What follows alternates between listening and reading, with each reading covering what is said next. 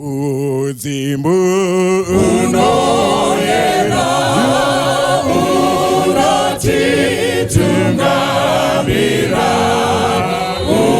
uripeso makristu wateweriwa Jesu waneti wanovara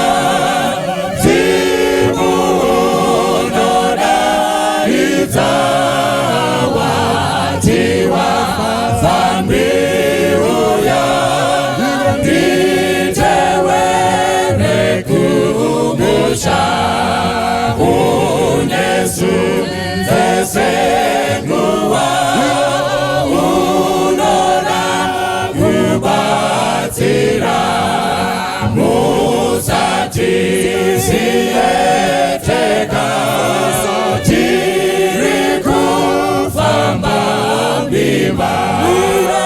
Miradambuza inouya moyo inozoneta watiwa fambiuya nditewere kumusha apo edumazuwa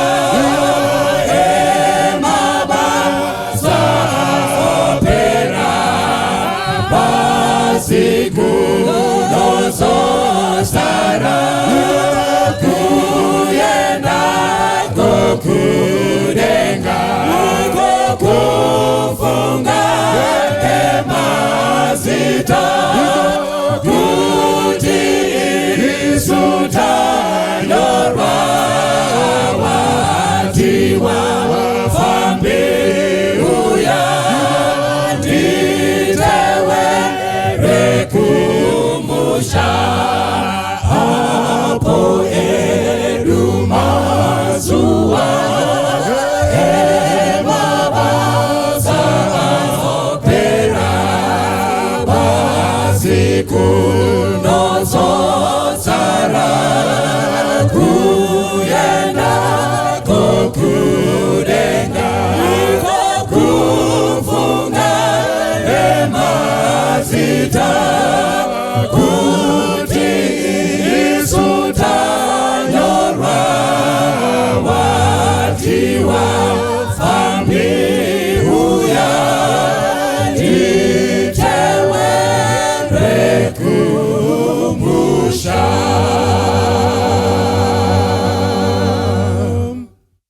If when you give the best of your service, telling the world that the Savior is coming, be not dismayed if all don't believe you.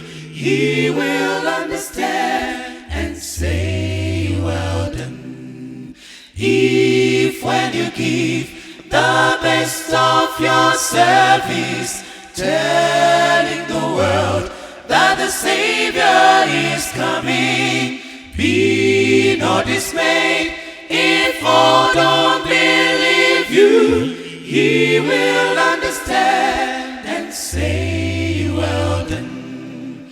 Lord, Lord, dear Lord in heaven, Lord in the highest, thy kingdom come. Give us this day our daily bread, forever and ever. Amen, amen.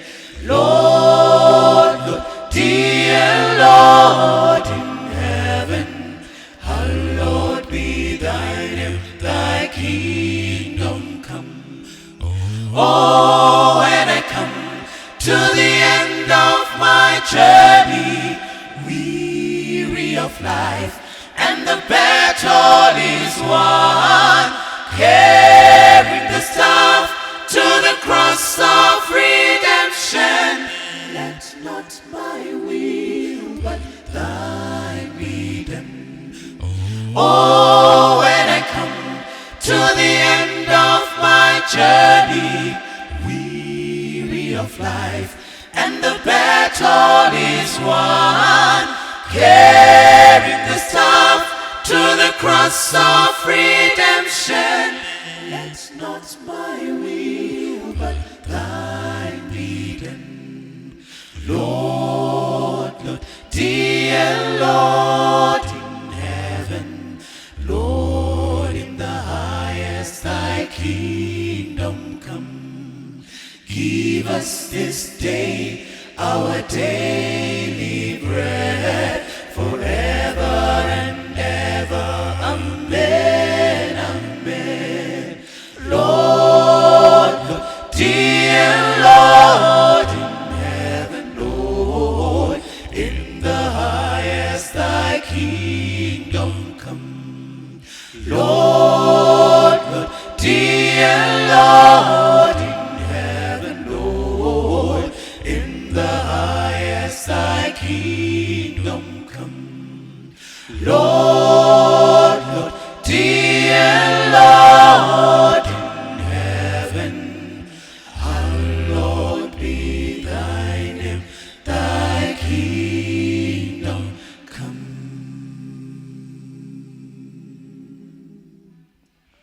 Ndino kukwasai vana vaMwari kose kwamungadai muri panguva yokuverengwa kweshoko raMwari, nguva yatinodzidza zvimwe zvakakosha zvinobatsira kuponeswa kwedu. Panguva ino tichaverenga nyaya yedu takabata mubhuku raHebrews, Hebrews chapter 11. Ndo patichanongeredza nyaya yedu tichizowedzera mamwe mavhesi, asi tinenge takamira papfungwa dziri kutevera idzi. Ndasarudza kupa chidzidzo ichi musoro wenyaya unoti iwo zvazvichava.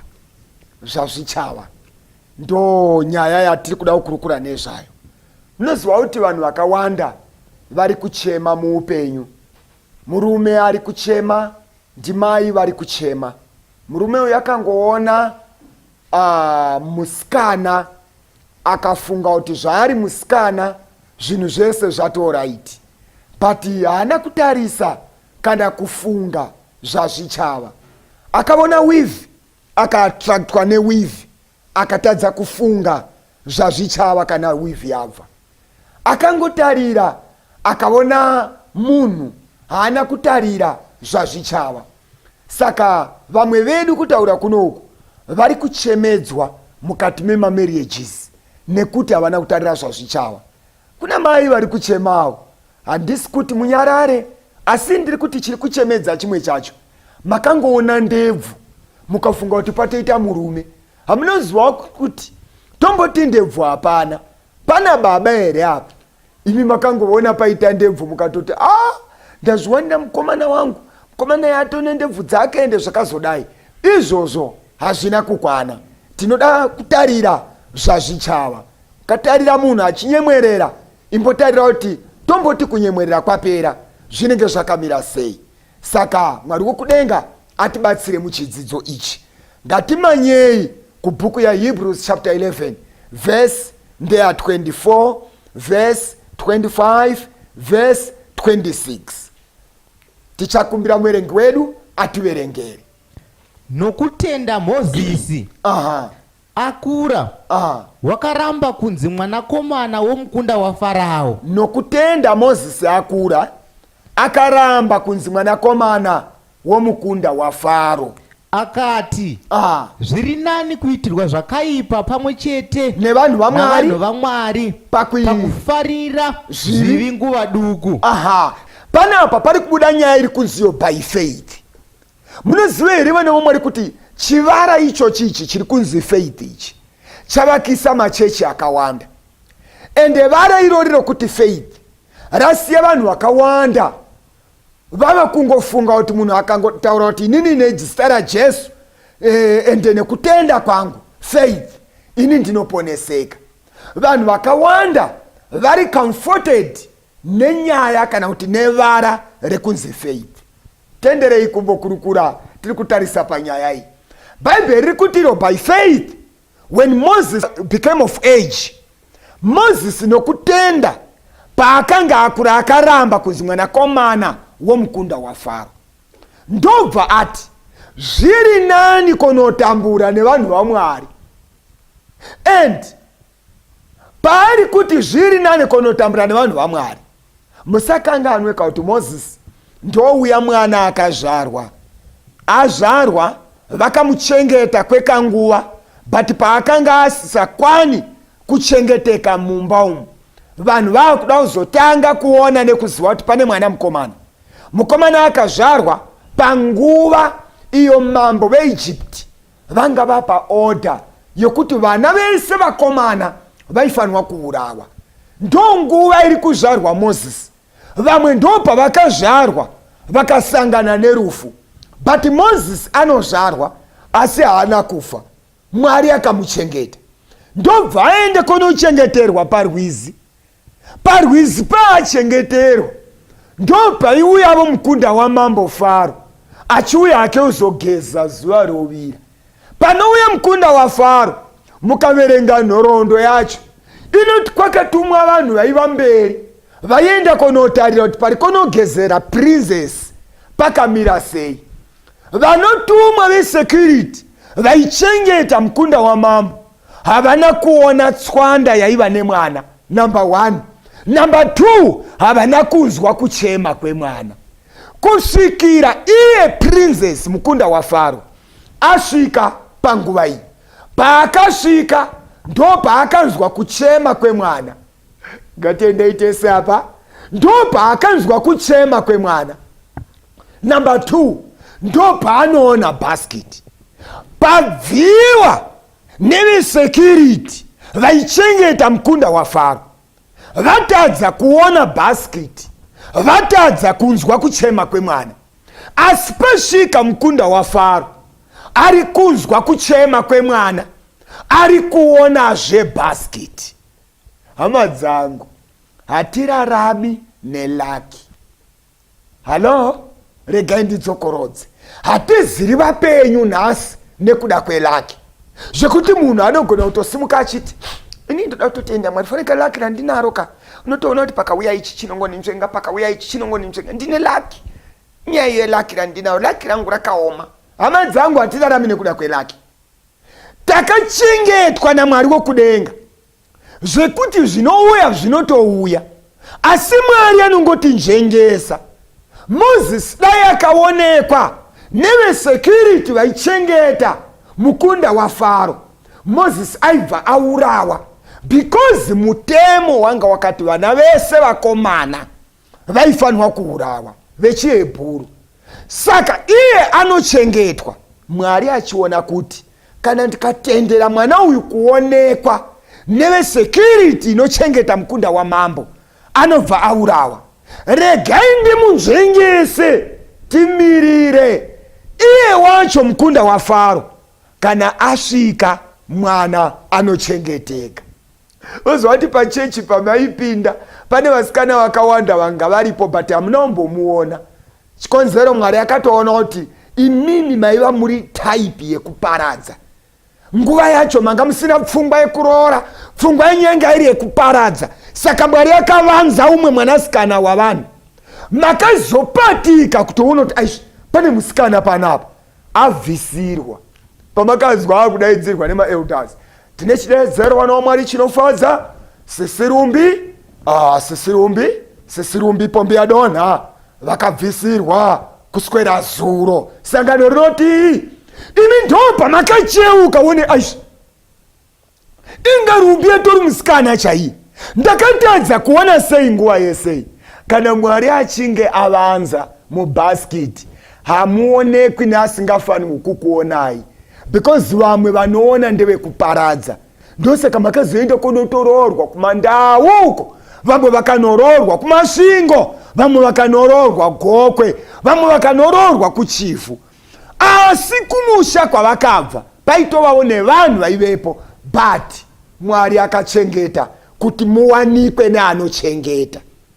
Dai makawanikwa nechikwata chemuvhileji menyu, ingadai iri nhoroondo pasina marriage yakaitika, because vaiva machinda ekuparadza. Saka Mwari anochengeta. Regai ndiende pamberi nepfungwa iyi. Mozisi atorwa agara kuState House, kumba kwa Faro achinzi muzukuru waPresident Farao. Akura zvakanaka. Ndaikumbira kuti mumboona pfungwa iyi. Ari kukura ari muzukuru wamambo, achidya zvemuState House, achienda kuchikoro, achibva muState House, achirara pamubhedha waigona kutenderwa kupinda. Mibhedha yakasiyana. Yasiyana neyedu yekuti ukada uchinja side nevari kune imwe rumu vanonzwa noise yomubhedha wacho. Mubhedha ndiari ungochinja side chete. But uyu mukomana uyu ari kukura muState House. Mubhedha waari kurarira haisingori mubhedha yekuunganidza mapuranga vanhu votonzi gadzirai mubhedha ipapa ndotoda mubhedha, ndoda double bed. Aiwa, ari kurara mubhedha une zita, ndo mubhedha waairara. Kana chiri chikafu Mozisi anga asingadyi, unoziva pamwe pacho tongodyira kuti munhu asimbe aite utano zvapera, ngodyira kuti ndipedze nzara. But Mozisi aidya zvaifanirwa kugutsa ende zvaidiwa nemwoyo wake panguva yacho. Ari muchimiro chakadaro, one day, Bible not when he became of age, he decided to live upenyu hwanga hwakanaka zvakadaro. Pakuona kwedu ndobva amuva achiti zviri nani konotambura pamwe chete ndine vanhu vaMwari pakufarira zvinhu zveIjipti kwenguva doko. Ndekumbira kuti tinzwanane nevana vaMwari. Zviri nani konotambura nevanhu vaMwari pakufarira comfort yeIjipti kwenguva doko. Vhesi patiri kuenda nayo pamberi, ndaikumbira kuti mundibatsire kubata pfungwa inotevera. Verengai yenyu.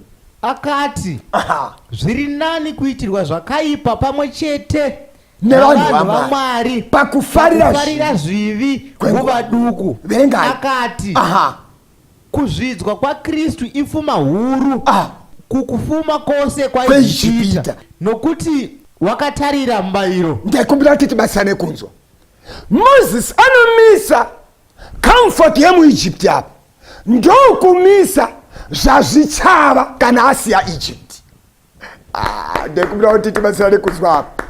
Anotarira comfort yemuIjipti, ndokuimisa apa, ndokutarira zvazvichazova kana achinge asiya comfort yeIjipti.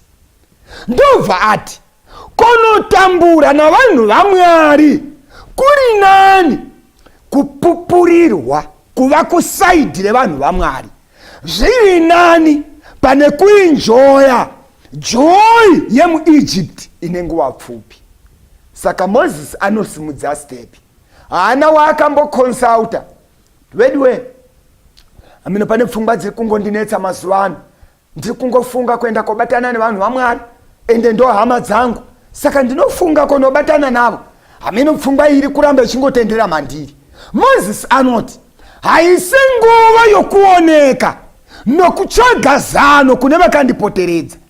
Aitoonesha Mwari dzechiEgyptian ende achiverengwa kuti mwana wemwanasikana wamambo.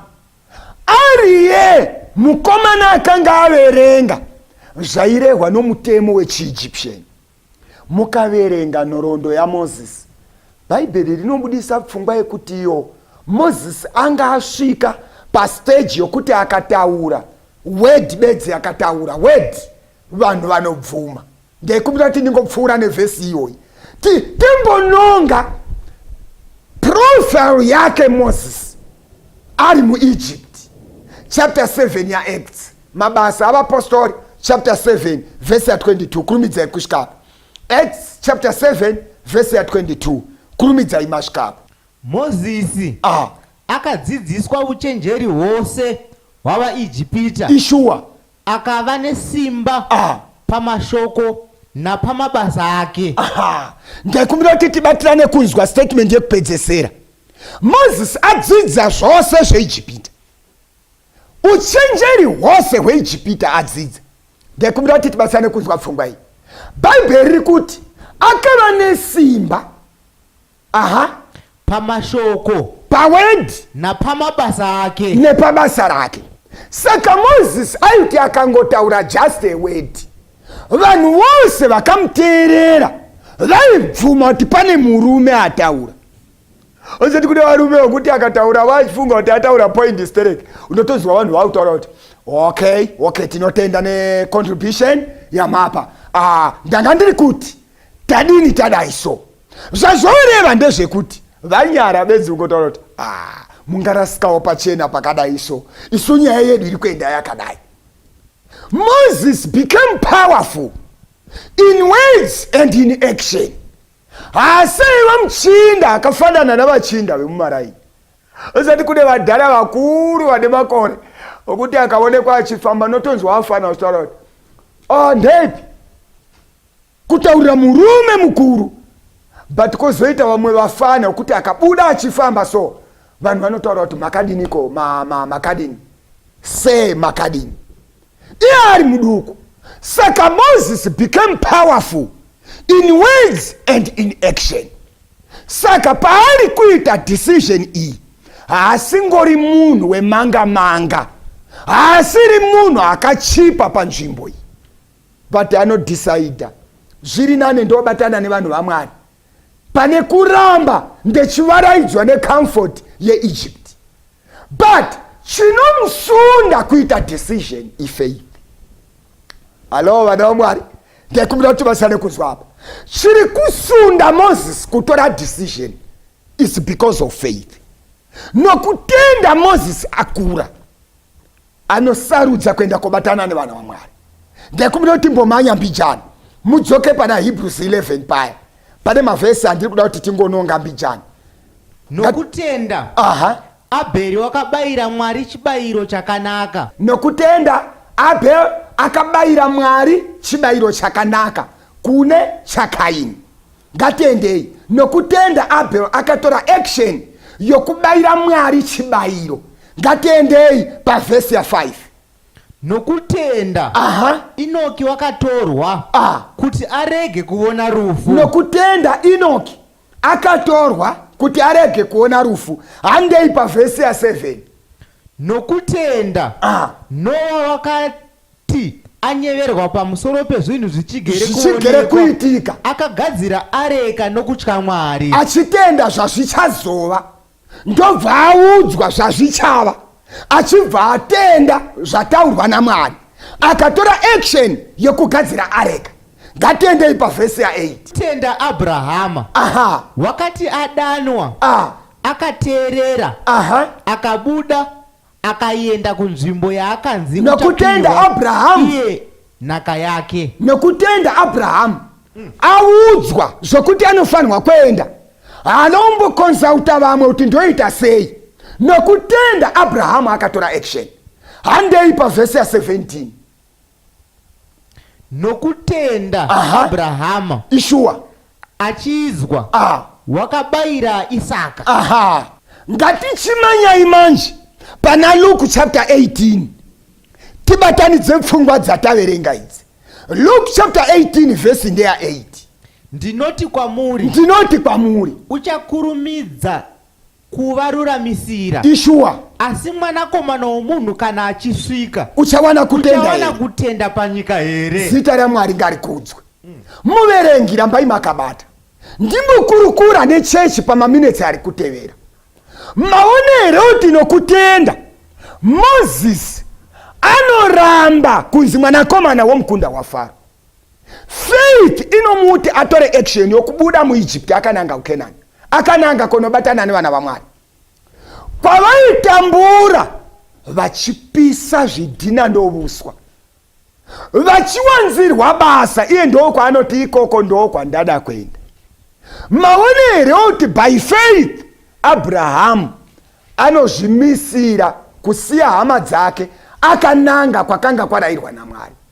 Mazvionero kuti by faith Abrahamu anonzi simuka ubve pano ende anosimuka achienda kunyika yarayirwa naMwari.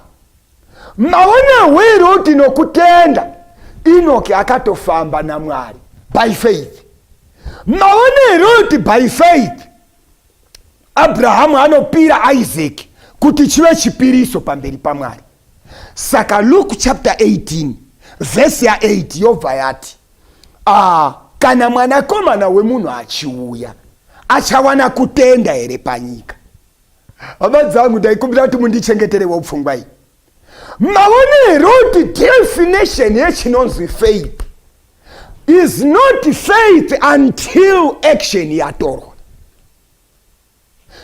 Pese patoimba rwiyo rwekutenda patoti paya, ini ndoda kutenda Mwari because kana iri faith chaiyo ndinayo. Ini ndiri munhu wefaith wana waMwari. Handimbomiriri kuona, ndinongofamba by faith. Ndinoita zvinhu zvangu by faith.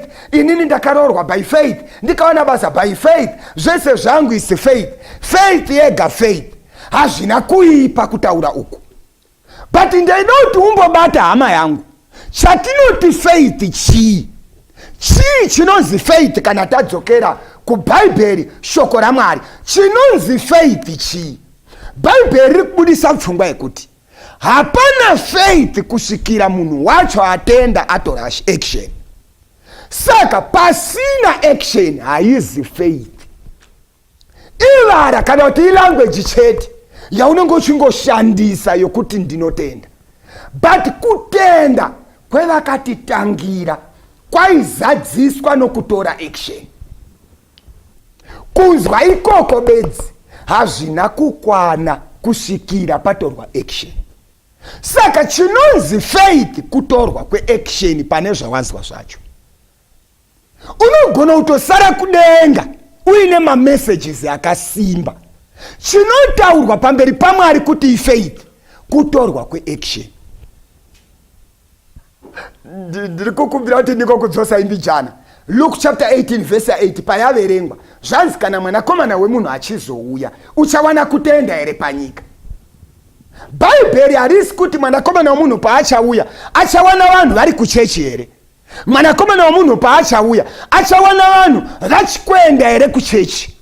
Achawana vanhu vachikunamata here. Izvi ndo zviri obvious kuti Jesu achauya vanhu kuchechi vari kuenda, vanhu vari kunamata, vanhu vari kuita zvese. But chakaonekwa kuti chichagona kushayikwa kuwana vanhu vane faith in action. Ichi ndo chinogona kushayikwa. Saka inzwa hama yangu, zvese zvatiri kudzidza pamedia zvakatinakira. But kana pasina kuitwa application yekutora action towards zvandadzidza zvacho, izvozvo hazvina kukwana. And atiponeswi nokuwanda kweinformation yatanzwa. Tinoponeswa nekutora action painformation imwe neimwe yandakanzwa. Saka zvidzidzo zvose zvaitwa hazvina kukwana kusvikira watora action. You need to decide and you need to take action.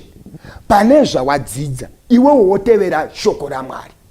Hatinzwei James chapter 2 verse 19. Zvazvichava unotenda kuti Mwari ndiye mumwe chete. Ichokwadi. Unoita zvakanaka. Unoita zvakanaka. Mweya wakaipa unotenda wo izvo. Ishua ichidedera. Hanzi wewe unotenda kuti kuna Mwari umwe chete. Bhaibheri rati unoita zvakanaka. Asi usakanganwe kuti kunyangwe nimwe china madhimoni anotendawo zvauri kutenda izvi achidedera. Tichiri tese here vana vaMwari. Zvazvoreva ndezvekuti kana munhu akati in the name of Jesus, in the name of Jesus I believe, I believe, I believe, izvozvo hazvina kuipa. Asi kunyangwe madhimoni anototendawo izvi. But paanotenda madhimoni anotozvitenda achidedera. In other words, munhu akatenda, dhimoni rikatenda, anenge ari pamberi idhimoni, because dhimoni rinozviita nokudedera kuratidza kuti ndezvechokwadi kupfuura zviri kutendwa nemunhu. But kutenda uku kunosiyanisa kwedhimoni nekutenda kwemunhu zvatofanwa kumaka kuti pave nemutsauko. Dhimoni kunyangwe rechitenda kuti kuna Mwari haritendeuki. Saka munhu anofanwa kuva nokutenda kunodarika nekwedhimoni kuburikidza nokuti kana anzwa anofanwa kutora action.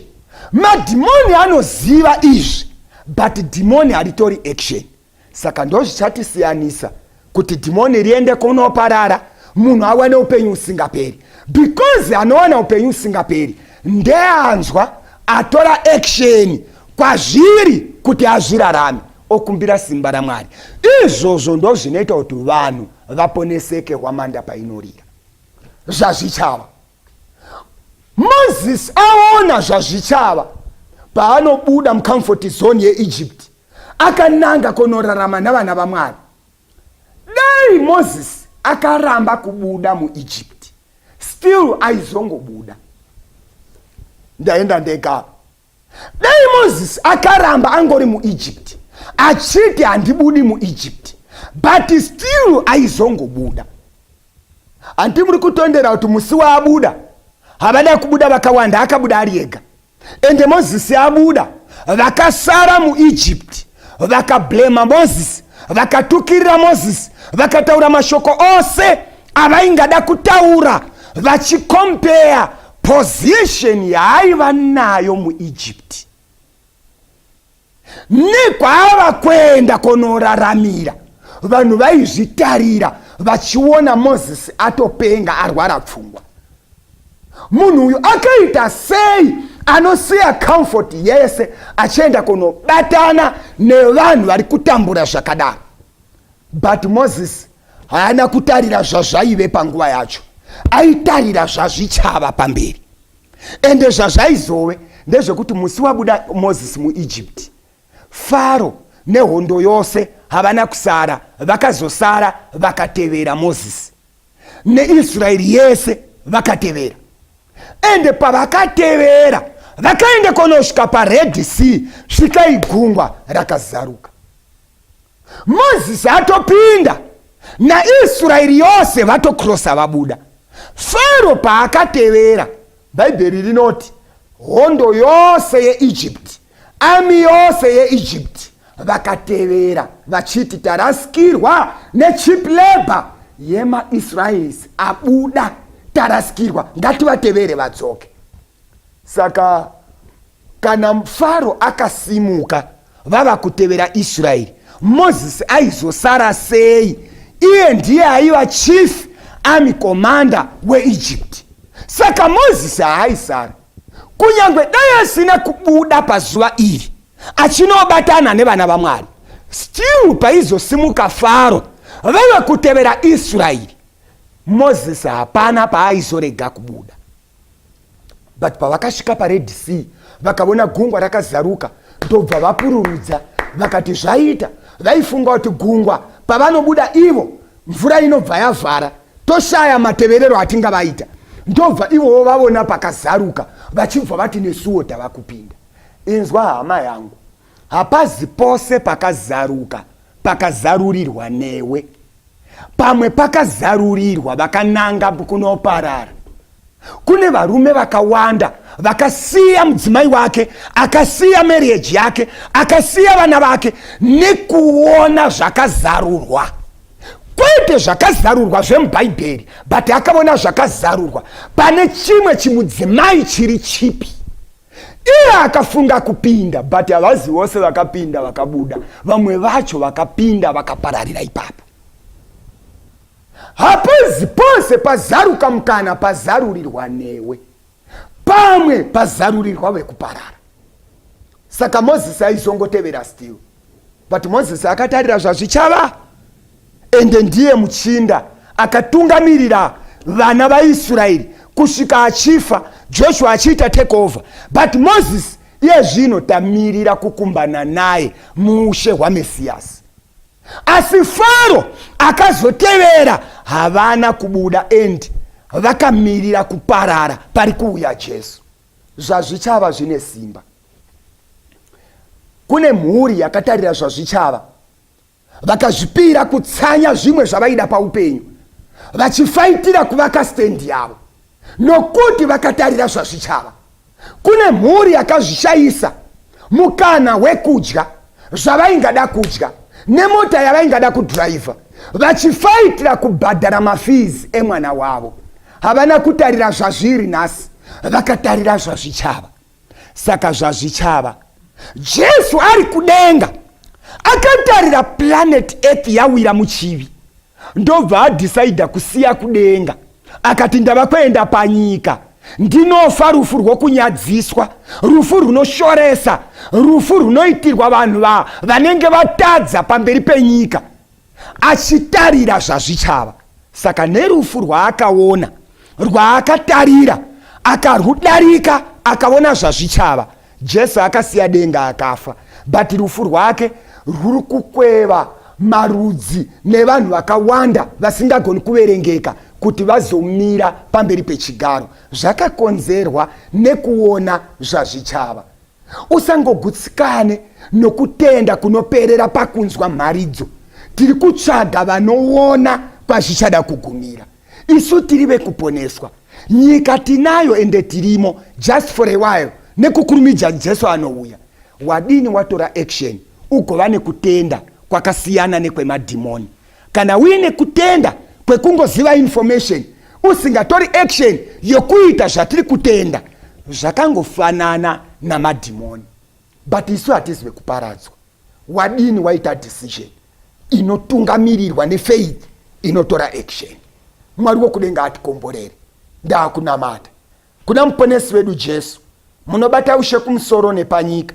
Chidiso chedu Mwari ndechekuti faith yakabata vataverengavo, yakabata mukati mavo, yakavapa simba rekutora action kunyangwe vanga vasina kuona, yakavapa simba rekusakonsulta vanhu vakawanda. Ndo faith yatiri kukumbira. Tibatsirei Mwari, mutipe simba rekutora action. Kana zvaireva rubhabhatidzo rwedu tigobhabhatidzwa, kwete nokuti ndo zvinotifadza, ndo zvatofarira, but nokuti ndo zvakafanira kuponeswa kwedu. Tipei simba rekuzvirarama. Kuda kwenyu kuitwe muzita raJesu, amen. Pamchinjiko akatifira, akatichenura zvitema, ropa rake rakawerera, mbiri kunaye, mbiri kunaye, mbiri kunaye, ropa rake rakatisamba, mbiri kunaye,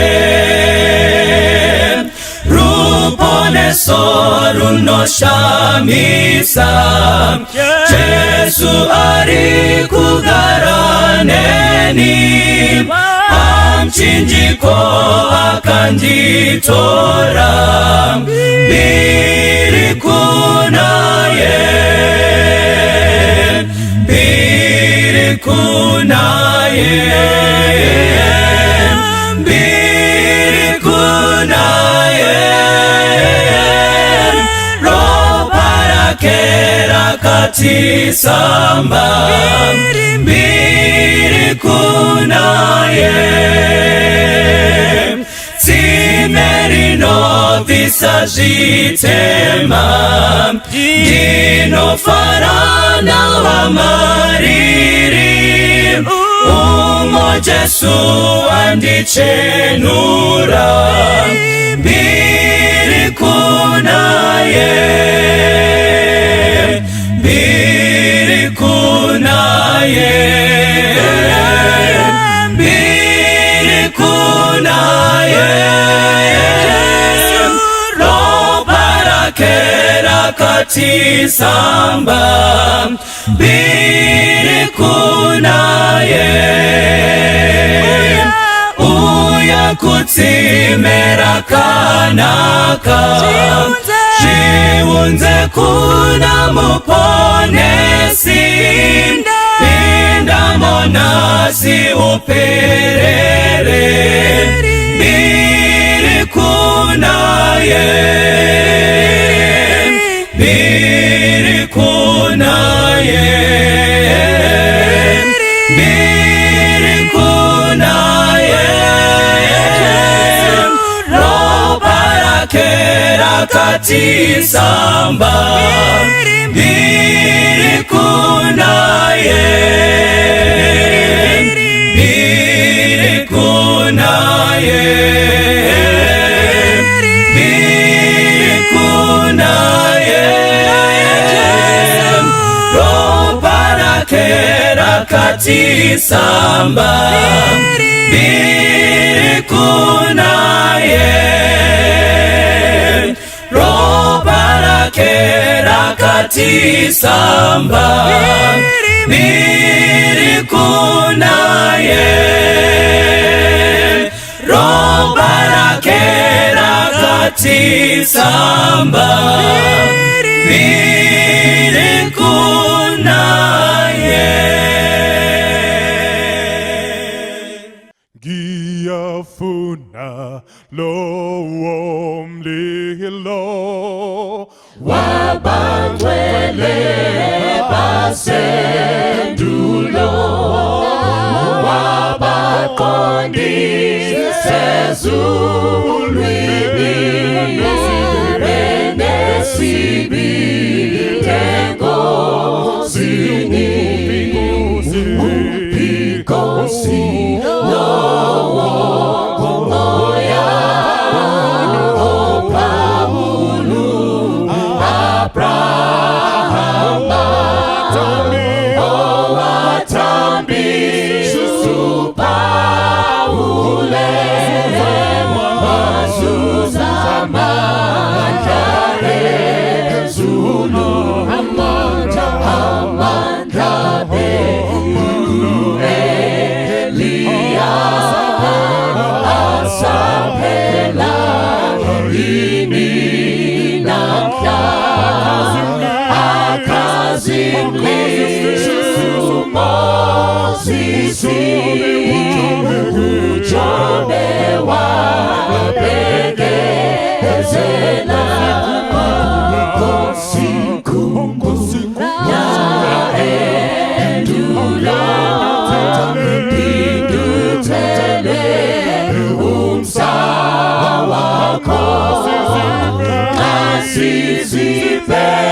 Asizibelise Telu moya wako mwele Nkosi yaendula Pindutele umsa